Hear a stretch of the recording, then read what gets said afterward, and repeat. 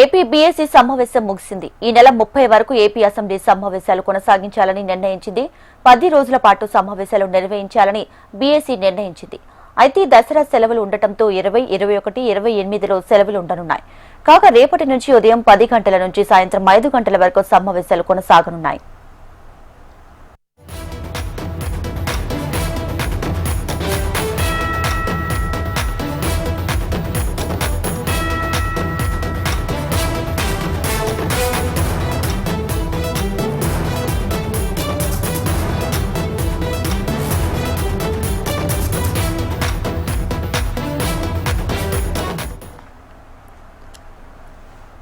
AP BSc సమావేశం ముగిసింది. ఈ నెల 30 వరకు ఏపీ అసెంబ్లీ సమావేశాలు నిర్వహించాలని కొనసాగించాలని నిర్ణయించింది. 10 రోజుల పాటు సమావేశాలు నిర్వహించాలని బీఎస్సీ నిర్ణయించారు. అయితే దసరా సెలవులు ఉండటంతో 20, 21, 28లో సెలవులు ఉండనున్నాయి. కాగా రేపటి నుంచి ఉదయం 10 గంటల నుంచి సాయంత్రం 5 గంటల వరకు సమావేశాలు కొనసాగనున్నాయి.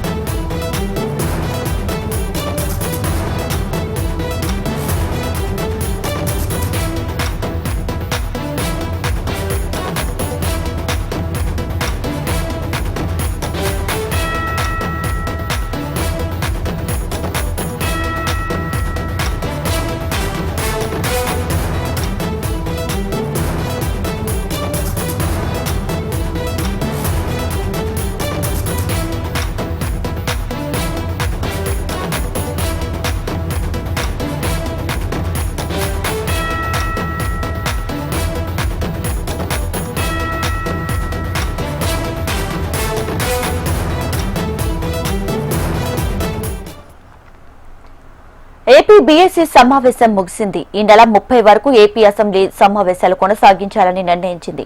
10 రోజుల పాటు సమావేశాలు నిర్వహించాలని బీఎస్సీ నిర్ణయించారు. అయితే దసరా సెలవులు ఉండటంతో 20, 21, 28లో సెలవులు ఉండనున్నాయి. కాగా రేపటి నుంచి ఉదయం 10 గంటల నుంచి సాయంత్రం 5 గంటల వరకు సమావేశాలు కొనసాగనున్నాయి.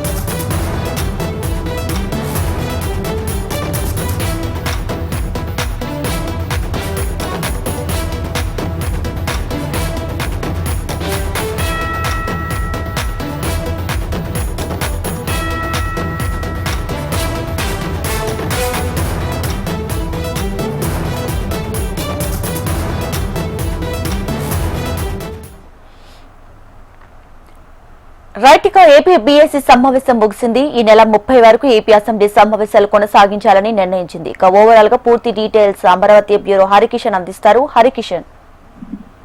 దీపిక, ఈ రోజు నుంచి కూడా ఏపీ అసెంబ్లీ సమావేశాలు ప్రారంభమయ్యాయి. ముందుగా ఉదయం 9 గంటలకు ప్రశ్నోత్తరాలతో శాసనసభ ప్రారంభమైంది. 10 గంటలకు ఆ శాసన మండలి కూడా ప్రారంభమైంది. అయితే బీఎస్సీ సమావేశం అంటే ప్రశ్నోత్తరాల తర్వాత కూడా బీఎస్సీ సమావేశాన్ని నిర్వహించారు. ముందుగా ఈ నెల 26వ తేదీ వరకు కూడా అసెంబ్లీ సమావేశాన్ని అయితే నిర్వహించాలనుకున్నారు. కానీ ఆ సంఖ్య మళ్ళీ 30 తారీఖు వరకు కూడా నిర్వహించాలని చెప్పేసి కూడా నిర్ణయం తీసుకోవడం జరిగింది. అయితే సెలవులు కూడా ఈ నెల అంటే శనివారం, ఆదివారం, అలాగే వచ్చే ఆదివారం కూడా ఈ 3 రోజుల పాటు అంటే 30 తారీఖు లోపల 3 రోజుల పాటు కూడా సెలవులు అనేవి కూడా ఉన్నాయి. ఆ తర్వాత కంటిన్యూగా వివిధ అంశాలకు సంబంధించి కూడా కంటిన్యూ చేస్తున్నటువంటి పరిస్థితి అయితే ఉంది.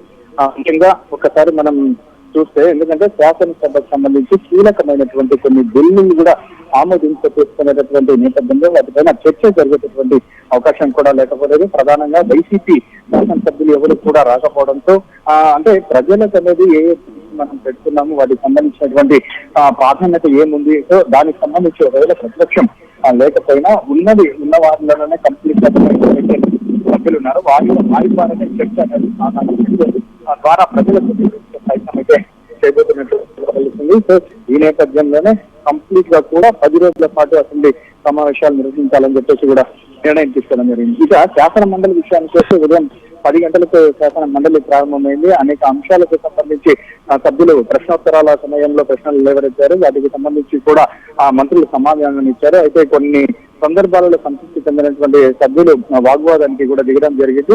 అయితే ముఖ్యంగా కరేడుకి సంబంధించినటువంటి ప్రకాశం జిల్లాలో భూములకు సంబంధించినటువంటి వివాదం అయితేనేమి, అలాగే సింహాచలం ఘటన ఏదైతే గోడ కూలి భక్తులు మృతి చెందారో, అలాగే తిరుపతికి సంబంధించినటువంటి తుచ్చిసులాట ఘటనలో భక్తులు మృతి చెందారు. దానికి సంబంధించి విపక్ష సభ్యులు గట్టిగా డిమాండ్ చేయడం జరిగింది. అయితే ఇటు అనగానే సత్యప్రసాద్ తో పాటు రామనారాయణ రెడ్డి ఈ రెండు అంశాలకు సంబంధించి కూడా చాలా క్లియర్ కట్ గా కూడా అందరికీ సభ్యులకు సమాధానం ఇవ్వడం జరిగింది. అయితే దీన్ని సంతృప్తి చెందకపోవడంతో కాస్త గందరగోళం ఏర్పడింది. ఈ నేపథ్యంలోనే సభ రేపటికి చైర్మన్ వాయిదా వేయడం జరిగింది. శాసన మండలి రేపటికి వాయిదా పడింది. మరోవైపు శాసన సభ ప్రస్తుతం అయితే విరామం కొనసాగుతున్నటువంటి పరిస్థితి ఉంది. విరామం అంటే లంచ్ బ్రేక్ కొనసాగుతుంది. లంచ్ బ్రేక్ తర్వాత శాసనసభ కూడా కొనసాగేటటువంటి అవకాశం ఉంది.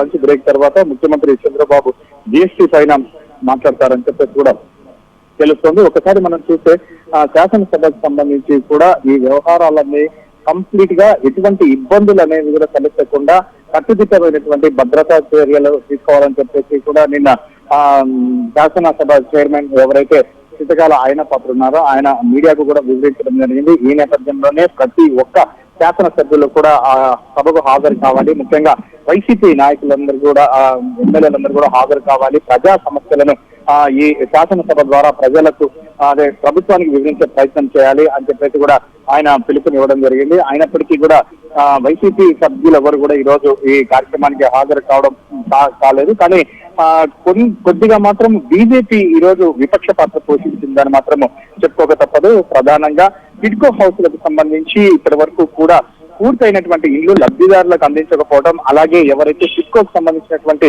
కాంట్రాక్టర్లు ఉన్నారో వారికి ఈ బిల్లులు సకాలంలో చెల్లించడం లేదని చెప్పేసి కూడా ఆ బీజేపీ ఎమ్మెల్యే విష్ణుకుమార్ రాజు ఘాటుగా వ్యాఖ్యలు చేశారు. విష్ణుకుమార్ రాజుతో పాటు మిగిలిన టీడీపీ ఎమ్మెల్యేలు కూడా కొందరు ధూళిపాల నరేంద్రతో పాటు అలాగే గోరెంట్ల బుచ్చయ్య చౌదరి రాజమండ్రికి సంబంధించినటువంటి ఎమ్మెల్యే వీళ్ళిద్దరు కూడా టిడ్కో హౌస్లకు సంబంధించి కూడా చాలా అంటే ప్రభుత్వానికి చెడ్డ పేరు వచ్చేటటువంటి ప్రయత్నం జరుగుతోంది. సో దీన్ని ఎలా సరిదిద్దుకుంటారని చెప్పేసి కూడా ఇటు మంత్రి నారాయణ గారిని కూడా ప్రశ్నించడం జరిగింది. దీనికి సంబంధించి నారాయణ గారు కూడా క్లారిటీ ఇవ్వడం జరిగింది. వీలైనంత త్వరగా ఆల్రెడీ ప్రాసెస్ లో ఉన్నాయి. మౌలిక వసతులు అనేది కల్పన ఇంకా కాస్త ఆలస్యం అవుతుంది. సో ఈ నేపథ్యంలోనే వీలైనంత త్వరగా ఈ టిడ్కో హౌస్లన్నీ కూడా కంప్లీట్ చేసి వారికి అందించే ప్రయత్నం చేస్తామని చెప్పేసి కూడా నారాయణ సభాముఖంగా ఆ సభ్యులకైతే వివరణ ఇవ్వడం జరిగింది.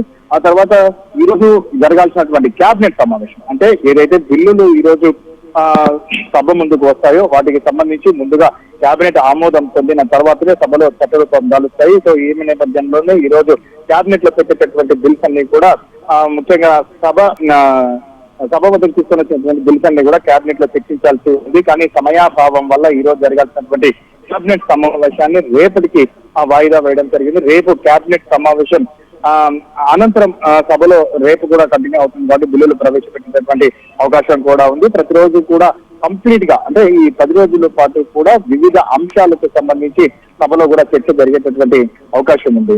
Deepika. Right Harikishan, thank you.